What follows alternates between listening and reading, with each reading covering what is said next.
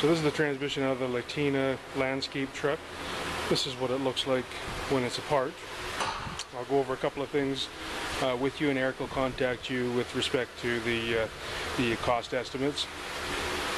So in the pan, you can see there's some metal on the magnet here. So that's really too much material. This thing has an excellent filtering system, so there really should be no material found in the pan.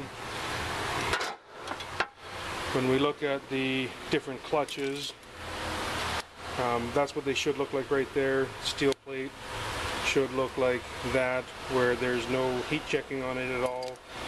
Realistically, this clutch wasn't slipping. This clutch comes off for second gear, and there is some slippage on it. There's some black line on the friction plate there. This clutch, a little bit of darkening, so there is a little bit of slippage on that clutch. This one here looks fine. That's what they should look like. Everything looks good on that particular clutch. The overdrive clutch, just a little bit of darkening, but not really that bad. So this clutch really hasn't been slipping. When we get to the pump, there is, maybe hard to pick up on the camera, but there is some scoring right in this surface here, so that's going to have to be polished. And this inner gear has some roughness as well, and that'll have to be polished. Then we'll have to double check and see what the clearances are here. We can't have too much clearance between here and here, otherwise we'll create some problems there.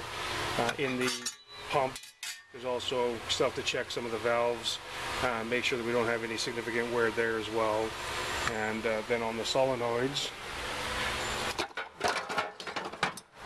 these are the different solenoids here, and we still have to check on those as well. But the big reason appears to be right here, where the sun gear has been detached from the shell. So you can see how I can spin that gear without turning the shell. I grabbed another one out of stock, so you can see what it should be. This thing is solidly attached, so between here and here it's splined, and this little waved plate here is broken on your original. So you can see right here is where it's broken.